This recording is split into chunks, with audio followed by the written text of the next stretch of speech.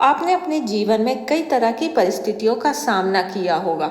आपके मन में भी यह सवाल उठता है, चुप रहना ज़्यादा श्रेष्ठ है या बोलना ज़्यादा श्रेष्ठ है। कभी कभी हमारे मन में इतना कुछ कहने के लिए एकत्रित हो जाता है कि बस हम एक विकल मौन मन पर छा जाता है और कुछ हमसे कहा नहीं जाता। सुना है वाल्मीकि भी कभी मौन थे और व्यथा के तीखे स्वरों से तिल मिलाकर उनका कंठ फूटा। दरअसल शताब्दियों से लोग सुनने के उत्सुक चले आ रहे हैं। वेदकालीन पुरुष प्रार्थना करता है, श्रवणाम सरदा शांत, और वेदांती नाद ब्रह्म को सुनने के लिए आंख मीचकर कान भी बंद कर मौन प्रतीक्षा में आसन्न है। और इस दिशा में सबसे अधिक उपलब्धि उन कवियों को हुई है जो इधर सृष्टि का निखिल मौन संगीत सुनते रहे, प्रेमिका का मूक स्वरों में अनुरोध भी, और आज तो हमें कई सौ बातें सुनाता भी है और कोई सुना सुना कर कुछ कहता है और हमारी कहीं भी सुनवाई नहीं होती। फिर भी हम अनुरोध करते हैं, बोलो प्रभु कब सुनोगे। यह अन्याय आप देख रहे हैं, अर्थात सुन रहे हैं कि प्रभु ही हमें बताएंगे कि हम कब बोले।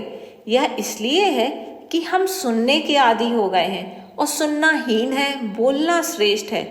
फिर भी कभी कभी मन में इतना कुछ कहने के लिए एकत्रित हो जाता है कि हमारे मन में विकल मौन सा छाया रहता है।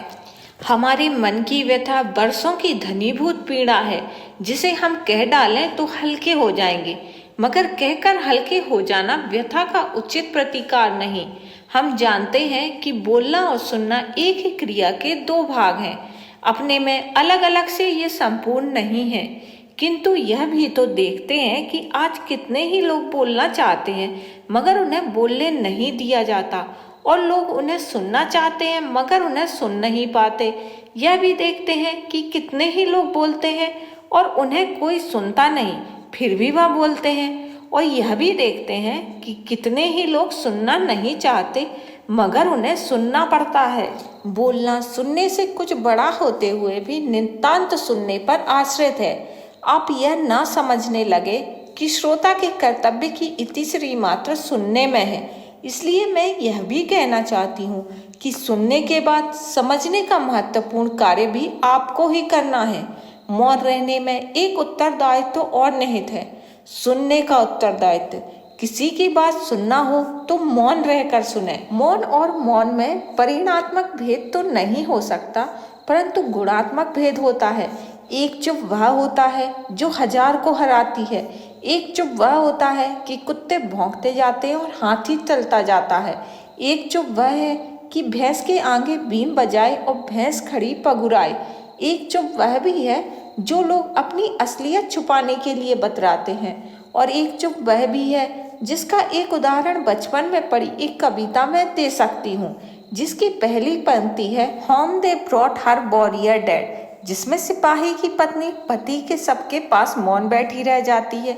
एकांत मौन, अश्रुहीन, चित्कारहीन मौन। जब एक अन्य स्त्री उठकर सैनिक पत्नी के पुत्र को उसकी गोद में बिठा देती है, तब उसका कंठ फूटता है और वह कहती है, sweet my child, I live for the. मतलब मौन व्रत रखने से वृथा नष्ट होने वाली शक्ति संचित होती है। और जब मन अविश्वास और असफलता से दुर्लभ हो उठे, तब मौन ही शक्ति देता है। मौन रहने का कारण यदि यह हो कि समझ में नहीं आता कि क्या करें, तो थोड़ी देर मौन रहकर सोच लेना ही अच्छा है कि हम क्या कह सकते हैं, परंतु बिना जरूरत बोल पड़ने का पश्चाताप उतना कभी नहीं होता जितना जरूरत होने पर भी चुप रह जाना।